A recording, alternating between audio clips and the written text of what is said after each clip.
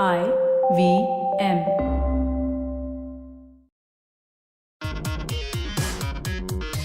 Hello and welcome to yet another episode of our little podcast, Simblified.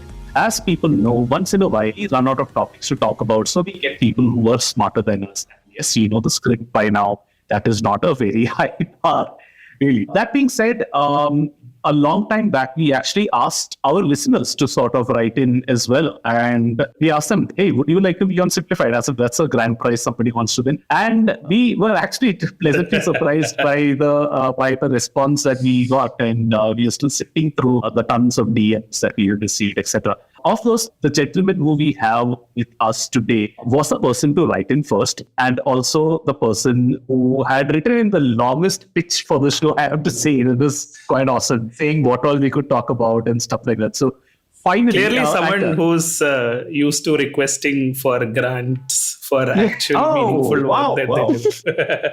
Nice. Yeah, well done. So it's my pleasure to welcome Avraneel Paul to Simplified. Hello, Anil. Hello. Do you have a nickname we can call you? Neil is okay. Neil. Okay, sure. Neil. Actually, the second part of the name can a nickname as well. Neil it is there. Or ABS. Suddenly reminded of watching Neil and Nikki in Shenoy's Theatre in Kochi for some reason. Have you seen this movie? This is Unfortunately, yes. Anyway. Unfortunately. Love it. So, Avraneel is, I'll leave him to introduce himself, but there's a lot of stuff that I myself have been for a very long time. And I think we're just going to get a lot of answers over here. And I know I haven't done too much of an intro. So, Avraneel, I'm going to sort of introduce yourself. But before all that, I think it's also important that you tell us about how Simplified came onto your radar and why on earth you want to appear on our little show. Actually, I don't remind right now how it came to my radar. I think there is always that podcast period in everyone's life. Mine started before pandemic when I realized that there is a resource of entertainment which I don't have to pay for. So it was just free consumption. I think I was there was a podcast called S-Town. So I was listening to that, and just I think on top or below S-Town there was Simblified. So that name. So we were not on alphabetical. So we made it because of alphabetical. Interesting. Okay.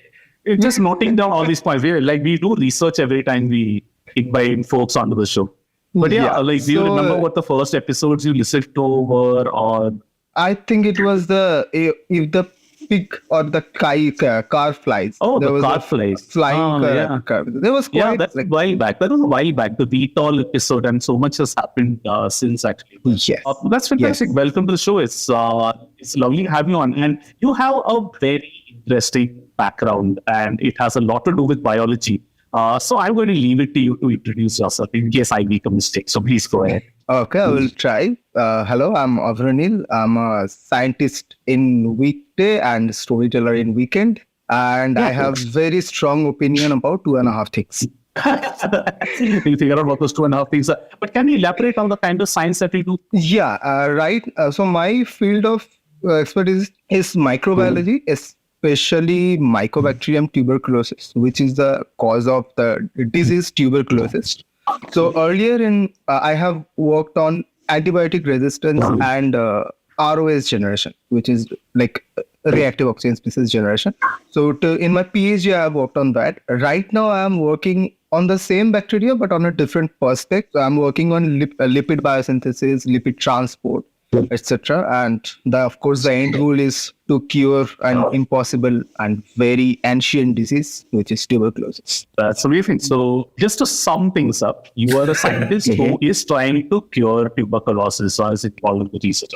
That be an oversimplification? Cure of tuberculosis is as vague of a statement like curing cancer, because it's I would tell you why it is so difficult. But yeah, we are trying to fight tuberculosis. So I'm Actually, that's pretty interesting. Actually, solving cancer, solving tuberculosis, why it's so difficult. And I think that's something that we'll get into at some point of time during this chat. But how did you get into this? Because I remember you telling me, and your hook for when you wrote to me was pretty interesting, which was I'll tell you about the lesson in 8th grade or 9th grade that changed your life or something of the sort. And so tell us a little bit about that. Yeah, so till I won't start from that far, but yes, like 7th grade was that standard when I was beaten by my mom for study for the last and first time, when I understood I was not studying at all. And then my mom just sat me down quietly for a very long period and let me know that why I need to study. And then it made sense that I really need to study. And then biology sparked my interest because of one particular school teacher who was an absolutely fantastic teacher. So he was teaching us genetics. If you remember the Mendelian theory of a tall pea plant, a small pea plant. So he was teaching us that. And then for some reason, I was really interested in it. Then I started reading more and more about the different aspects of biology. And then finally, I did my BSc in microbiology, and then MSc in biological science, where I specialized in, I did my dissertation in a neurodegenerative disease. And then I got into IISc in microbiology, and then now here, postdoc. So that's been my journey. It does. You still haven't told us which chapter it was that changed. That was genetics. But I think was genetics. That was genetics. He's putting two peas in a pod, basically. Yes. And now I'm talking about that. So I have a slightly different question for you. Were you always good with drawing? Because I distinctly remember when we were in school, the obvious choice was to take maths and biology instead of maths and computer science, because then you can write both entrance exams. And I flat out refused because the subject I was worst at in school was art. Like the art teacher couldn't believe that someone could be so bad at it that I was actively mocking him. He used to hate me with a vengeance. So I was like, do biology, because I couldn't draw. Could you draw a cell structure and whatever that nonsense was? Was that something that crossed your mind at all when you went into biology? Yeah, I could draw, but the reason I also got biology because I didn't want to go into maths. So maths was one of the subjects I hated to the core. The point of art is the point of drawing is a good one, Tony. So my mom is a bio teacher, and she still has those old books from the 70s, I guess, when she was studying MSc, where she still has those beautifully drawn things. So that's an interesting theory, actually. Are all biology gifted, or have they been trained because of of studies? I have known people. I have You're drawing the wrong conclusion. Tony. Okay, so let's so tell us about the research that you're doing right now, or let's start with that question that we actually left off with, which is why is solving TB and cancer so difficult? It may be apparent to somebody who spent as much time as you have in the field, but to a layperson, simplify it for us. Why hasn't cancer been solved yet? The reason why cancer is not being solved is because the reason of cancer is just your own cells are rebelling against your own body. It's not that there is something foreign coming inside your body which you are adding drugs to fight. This is your own cell. So first of all, you need to identify those cancer cells distinctly from your own cells, so that whatever medicine or drug you are giving or whatever immunotherapy you are doing, that is not attacking your native cells, but the cancer cells. So right now there are many drugs which are in trial, which has been passed the trials for cancer. There is cancer immunotherapy, which is a very interesting aspect of cancer therapy. And right now, I think last year, December, there was CRISPR, which came in rescue. And now people are using gene editing to cure cancer, not cure cancer, to fight cancer. So the reason cancer is so difficult to cure is main reason is to distinguish it from your own cell, the rebellious population from your quiet, regulated population of cells. It seems like you're giving social commentary along with us, but we shall not get into that. Okay, yeah, it kind of makes sense, but why is that so difficult? Like, like cancer is clearly something that's been around for such a long time. It's caused so many problems, etc., for people of all income levels and all that. Why? I mean, if scientists have figured out that okay, it's the internal cells that are rebelling, etc. So why is solving that so difficult? And I say this with all due respect, because we, the scientific community, managed to figure out how to cure or at least find a vaccine for the biggest, sort of threat that we've had in the last 10 decades, almost in a few months' time. So it's that sort of juxtaposition that me and I assume many people have, which is why is this disease has been around for so long and is so pervasive. If we know a little bit about the science, why is solving it still so difficult? I think that's really what I'm trying to get at. Does that make sense? So, yeah, I mean, basically, curing disease is about either your own immune system or some foreign, assistant that can help you cure it. Right? I mean, and trying to put it in layman's words so you can give a more whole-rounded answer. And whenever there is So one word you mentioned, which was very interesting, that is vaccination. But as you said, that in our COVID period, like we developed few vaccines with such a great efficiency. So what is vaccine? If you think about it, vaccine is just something which can kill a foreign particle or a particular thing which you are designing the vaccine against. Now here we are talking about our own cells. So like if I'm drawing a parallel to vaccine, there is something called cancer immunotherapy. So that is still on a go. So that's still happening. Cancer immunotherapy is basically training your own immune cells. Immune cells are those security guards in your body. So training your own immune cells to recognize that this is a cancer cell. This is harmful cells which has gone out of control. Cancer is basically a cell which has forgot how to die. As simple as that. Okay. Yeah, they're immortal. So why does cancer happen? Basically, though I am not a cancer biologist, so I am sure oncologists can give you a much better answer. But from a layman's point of view, cancer is basically when one of your cell forgot how to die. Now it's not going through any regulation. It's just proliferating from 1 to 2, 2 to 4, 4 to 8, etc., etc. And finally, when it is lumping up, it's becoming a tumor.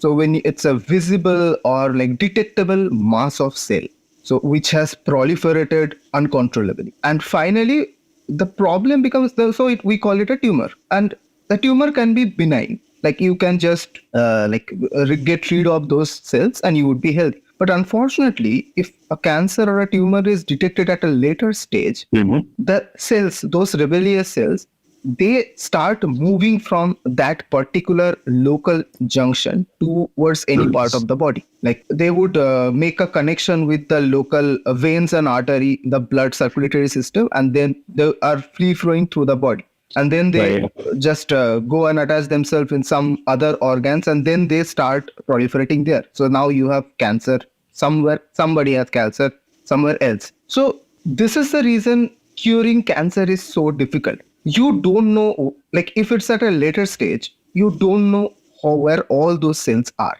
And it's impossible to find all those different cells in body and kill them individually. That's when the immunotherapy comes. These are the markers for cancer. These are the cancer cells which are producing a particular part of protein. And you are telling your own cells that go and kill those cells which are producing those proteins. Not your own protein, not your own cells. Go and kill them specifically, which is very difficult, very difficult. Okay. Now that we've painted a fairly sunny picture, I mean, the question that remains, I guess, which many people might ask is, can cancer ever be cured? Or is it just a matter of identifying early and mitigating to the best of our ability? We are, oncologists are fighting, but as I said, the recent development by CRISPR, which they have done, they are modifying those immune cells, those guardian cells, and by base editing, changing them at a very basic genetic level, changing a few genes and asking them to find those dangerous cancer cells, which is pretty promising, I would say, right now. And I think pretty promising is the most that we can get out of a scientist working in this space. So I will not push you further. You are not a politician saying that yes, we will cure cancer in the next 5 years. So we will leave it to that. What are the okay, let's stop talking about cancer for a while. I think what are the other sort of diseases that biologists are really trying to solve these days? Like you've mentioned TB, for instance. Would that be one of them? Like, is malaria another one? Did hear that a malaria vaccine came out. So is that promising? So what are the other diseases that the general population should also kind of be aware of, that hey, these changes are happening?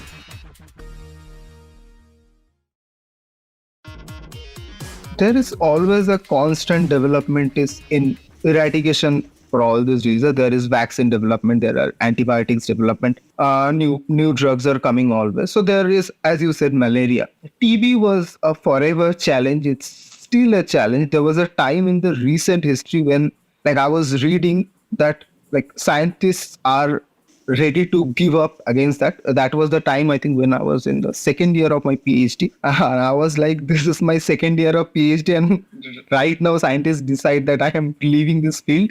So, there is TB. For malaria, new antibiotics are also coming. Has also come. I think the 2015 Nobel was won by anti-malaria drug. Other than that, HIV is always a disease against which we are fighting. So HIV and cancer, if I just slightly digress, HIV and cancer has a very odd correlation. Like, one is very difficult to stop, but it's curable. And HIV is very easy to stop or prevent, but very difficult to cure. So yeah, HIV is basically, it fries your whole immune system. Like, it corrupts your own immune system, so you are somebody is completely immunocompromised. So other diseases come in. So that is one. And then there is rabies. There are tons of prion diseases, which is very interesting. Like, the diseases I am talking about are mostly like pathogenic disease. Pathogen means harmful bacteria, virus, protozoa, etc., microorganism. But prion is just a protein, like a corrupted protein which can cause, or one single unfolded protein which can cause tons of harm in your body. So these are the fields against which scientists are fighting. I am assuming biologists have lots of existential questions to ask themselves when they go to the bar. No, and this is like honestly, this is fascinating, and there are so many questions on current technologies and all that I want to ask you, which we'll get to in some time. But I suppose, like, let's take things lighter a little bit, if I can call COVID lighter. The time since you have started, you've been studying in this field, we've seen a global pandemic come and sort of wane. I won't say go just yet, but given that the world has almost come back to some sense of normalcy, I think we can say that it's been. How much has and I'm always curious to sort of get, medical professionals or a biologist's perspective on this. How much has the events of the last couple of years changed the field? And I know that's a broad question, and I'm deliberately leaving it broad. I'm assuming it's changed mindsets, it's changed techniques, maybe added a few techniques, maybe given some of you folk at the same time taken away. I've been seeing some of the stupid things that people and politicians are doing around the world, maybe even double down on your worry that no matter how good science gets, it's always going to be stagnated by somebody at the top. So I know it's a very broad question, and we like keeping things broad like that on Simplified, because just, we can go off into many arteries, to use a phrase, term that may be relevant to you. So how would you say COVID has changed the medical/biological fraternity? So start anywhere. I know that's a super broad question. Yeah, it was a loaded question, as you say. But yes, like, COVID has changed medical field, no doubt about that. COVID has changed medical field. COVID has changed research as such. But one thing was interesting, as you said, that we understood that whatever we do, there are tons of people who can, like, take those works and make it a part of a great mismanagement. So that is one thing which is a pessimist point of view. But I feel that after COVID, we gain a great ton of confidence. Like we can achieve, we can see like virus or a pathogen, we can identify it, we can make a vaccine, we could like mass produce that vaccine and then distribute all over the world within like 2 or 2.5 years of time, which gives me personally a great hope that even in future, if something like this happens, we are always ready.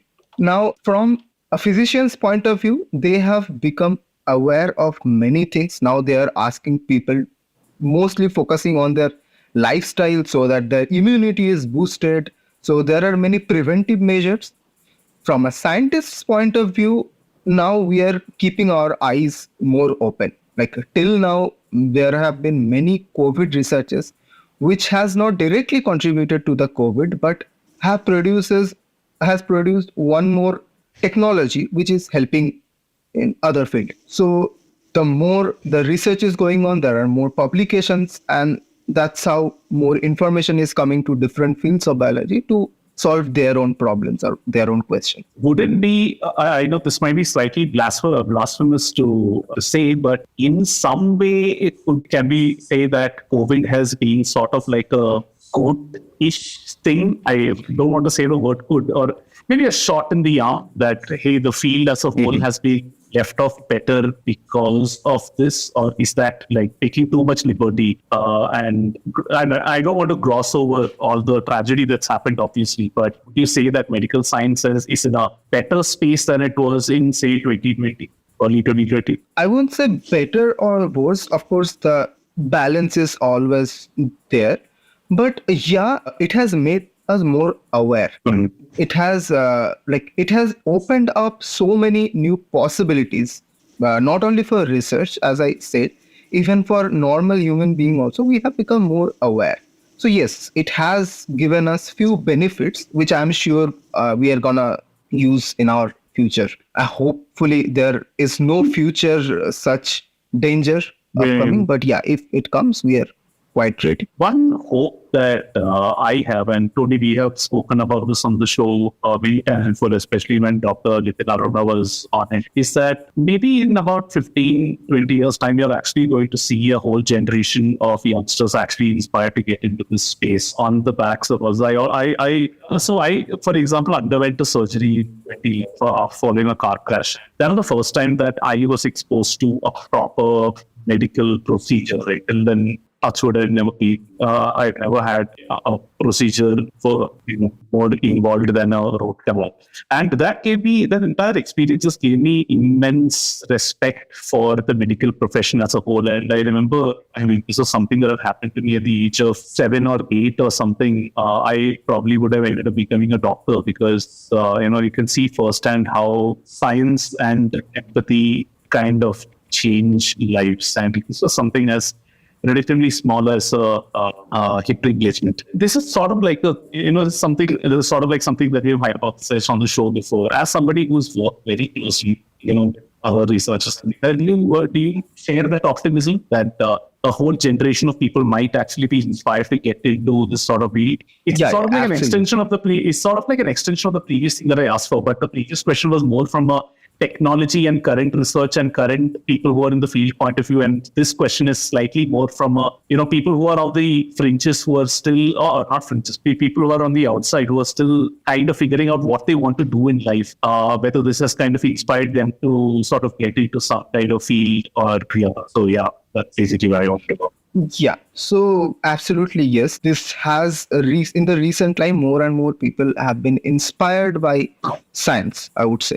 So that's the general statement. But one more thing is there, like when I'm talking about research or like a doctor or medical professional, this is a very specific area. So even in my time, I would say like 10 years to 9 years back, I have not started studying biology because I wanted to do research or I wanted to do science or go for medical field. I started reading biology because this was a general field. This was BSc, this was MSc, as you said, BSc honors, MSc honors. But nowadays, people are coming to this field from more specialized areas. Like I have seen people who are just like, I have met somebody who has done his specialization in pathological sampling. Like, those people who come for tests. So from that, who has no prior knowledge of like quote unquote biology, had come to this field, and he has joined as assistant researcher, and now he is a researcher. So people are getting more and more inspired nowadays. I suppose that's sort of like the slightly optimistic way of looking at it, and that's how I'd like to think about it. Tony? Yes. Yeah, no. So, I mean, I think one of the things that I wanted to ask was what does a day in your life look like? As podcasters, especially on something like Simblified, we dedicate about like 40 minutes to 50 minutes to a vast topic and then move on with our lives. Right? But when you are studying something as specific as, I don't know, one particular type of bacteria, but looking at it from a different perspective 2 years later, what keeps you going and what does a day in your life look like? And obviously, like COVID has sort of put a lot of research and everything into limelight, but most of, at least as I know it, most of your work doesn't get seen by the world or even people really close to you. Right? So what keeps you going and what's a average day like? So I would ask you, what do you think as average scientist's day start? You can be very like vague. I would not mind. You can. What do you think it starts? Well, I mean, I guess it's a bunch of different things, right? One would obviously be, like I touched upon at the beginning, trying to actually get people interested in the field that you are interested in, trying to get a grant or some funding for the specific area.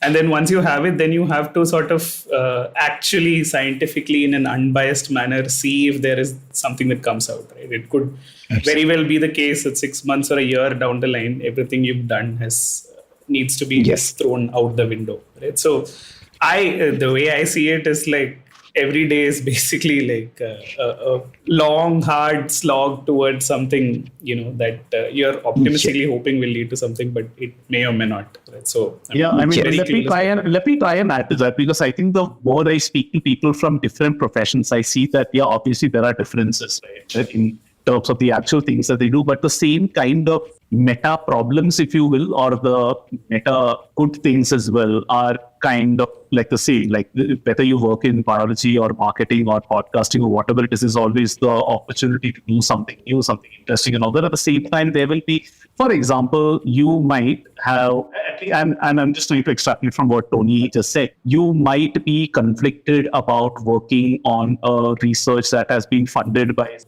going to influence the outcome, for instance. Right? So that could be one thing that you need to sort of grapple with. But you asked us, what do you think a day in the life typically looks like? I would think that you spend a fair bit of time in the lab. Say if you are actually working for 8 hours or 10 hours, then you would spend about 4 to 5 hours of that in the lab, and you would spend, say, 1 to 2 hours doing what I'm going to broadly call business development, which is, to, like Tony said, say getting grants or trying to work on new projects or something of that sort, and maybe an other hour or so just updating yourself with all the new kind of information that's coming in, which may not have direct application to what you're doing right now, but possibly reading a journal like Nature or whatever the science or whatever the case may be, and trying to improve your sort of worldview at your base of knowledge. And I am assuming a big part of at least what you do, Avraneel, since you are a PhD candidate, teaching as well.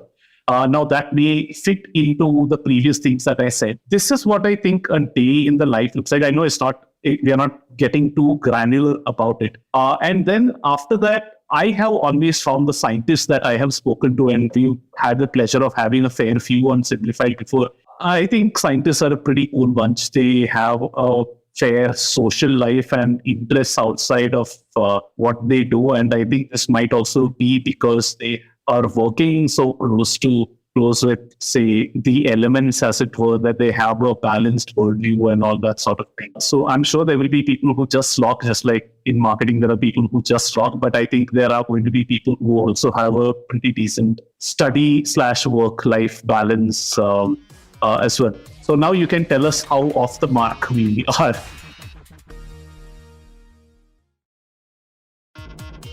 You guys were very, very on the point. Yes, as you both said, the major chunk of our day goes in our lab. It starts, let's say in my case, it starts from 8:30 and goes till 5:30, 6:30. So in this lab hours, what we are trying to do, like everybody has a project. That means everybody has a certain question, specific question to answer.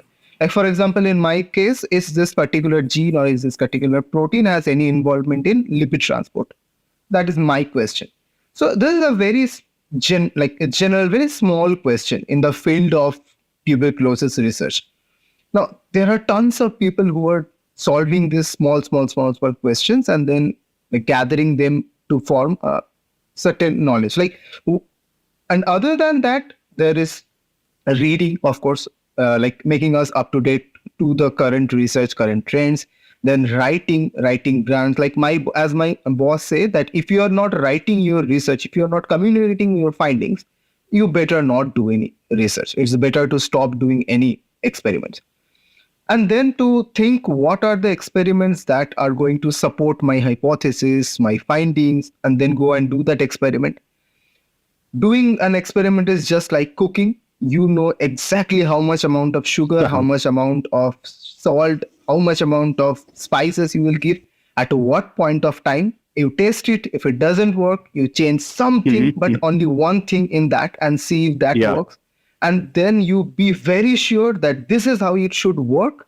And still, if it hasn't worked, that means it's not happening in the cell or anywhere. So that's not up to you. That's your result. Then I would say a major part of our day goes convincing us that it's okay. Then it's okay. I think that's underrated. That is an underrated skill, especially in the fast-paced times. I think that holds true for almost every profession. But elaborate on that. Actually, that's pretty interesting. What do you mean by that? That it's okay. Yeah, So for example, you might as well tell us how you do it, because I'm pretty sure that no matter who is listening to this and what profession they're in, I think this will be useful for them. So I'm also very new in this field. I have started my postdoctoral research 1 year, 3 months. So this is my first postdoc. And like life in PhD is very different from what I said. That's something entirely different. That I will tell sometime else. But like as a scientist, as a postdoc, when you are doing an experiment, for example, the experiment I'm going to do today, I've been preparing for it for the last 1 week. So I'm I'm seeding the cells, I'm harvesting the cells, I'm extracting the lipid, the protein, and then finally I would run that on gel or on blot, and I will develop it and I will see it. And according to me, there should be a band. Like band means like band or spot on a space, like a small dot on a single sheet of white paper. Now, if that comes, it's great. I have to see if that has supported my hypothesis or not. Even if it doesn't, it's a result. But there could be a possibility that within this last 1 week, I have done one mistake, which has completely botched my experiment, which is a human error that can happen. So then after seeing that blot, let's say there is nothing on the blot, there would be a moment when I would be perspirating from every orifice of my body. My head will be light. I will think this is the end of the world. My 1 week is gone. My labor is gone. And then I would think that it's okay. I have something else. There is a backup. There are within this 1 week, I have done other few experiments which may or may not have given me data. So this is the take off the week for me, and let's move on. So this is how I did. So you kind of do it by maintaining a list or mental log of things that have actually gone right, so that you can at least fall back on that. I think that is excellent. Life advice. Yeah, very interesting in what you said, Avraneel, which was that this is my first postdoc, which almost means that this is not your last postdoc. You're already sort of like very much into this track. My confession is that I legit do not know what the path is. I have no idea what. I mean, a postdoc, I assume, comes after the PhD. I have no idea what comes before, what comes after, how long. I know the jokes are all out there. I follow enough of the PhD meme pages, damn hilarious. So can I like clarify what the path is? I think that would be like interesting for many people. Like for a scientist or a postdoc, I would just figure out the general line. I'm not like taking out the outliers, but in general, you start after your 10th board exam, your +2 exam, you go to a college. So in that Yeah. college, you need to have an honors. If that is BSc or BCom or BA, whatever science, or whatever subject you want to pursue, you need to have an honors. Right. Yeah. Yeah. Now, you need to secure a percentage of marks in that. Then you need to have a master's in a specialized area. Right. Now, after that master's, you need to sit down and think that this is a subject which I want to study even further. Like Mhm. when I have done masters in biological science, like biological science was not a specific field though. So we had to read each and everything. So from botany to how frogs' brain work till IPC's code of conduct for anti-pregnancy law, like anti-abortion law, etc., etc. So then you have to find out that when you this said is IP, sorry, I know this is a bit of a random deviation, but when you said IPC, I thought I misheard IUPAC. So oh. yeah, so, No, that IUPAC, I have left it when I was like in my 12th standard. no, but fair enough. I But, don't want to do yeah, that. yeah. All right. Yeah, so- yeah, but it's interesting. So from there, you need to find a specific interest, and anybody out there, the audience who wants to do PhD or research, it's a very laborious job. Like there is no holiday. Like in IISc, there was no holiday. Like even Saturday, Sunday, you have to at least come to lab for 1 hour to see if your cells are okay. Your like system which you are gonna work from Monday is okay. You have to maintain that. Like I have seen people who having drink with us at 4 a.m. in the morning and their boss calling that I need this blot immediately. In that stage, they have gone and done a Western blot. So it's very laborious, it's very tolling, and it's not very flashy. You would not see many celebrity scientists, celebrity researchers. For some reason, we try to be very humble that we are not doing much for the society or anything. This is our job, this is our duty. We are bound to do that. If we don't, then come and tell us. So that's our general looking at things. So yeah, of course, then you need to find a specific interest. And if you are interested, then only you can do PhD or research. If you are not interested in any topic, it's very difficult to like study that for 5 years. So after that, you get your PhD, you are a doctorate now. Now you apply to different labs all over the world that I want to contribute something in your lab's project or the questions your lab is asking. Right. So I right. have this expertise. So can you use me or can I use this expertise to find one answer of question? So that is the postdoc. Wonderful. I think that's a lot to think about. And that is part one of our interview with Avraneel. There's a lot of fascinating stuff that's going to come up next week where we talk about CRISPR and we talk more about the challenges that scientists face and things like that. And we will be joined by Naren as well, who came in late to the record. So join us next week. We hope you like this. And yes, thank you as always for listening to Simplified. And hey, if you like Avraneel or want to be on Simplified, drop us a mail. You have all our social media handles and all that in the notes of this episode. Tell us what you'd like to talk about. And yeah, we'd love to have you on. We'd love to sort of like build this into a little bit of a community. So yes, please do write in. And thank you once again for listening to and supporting Simplified.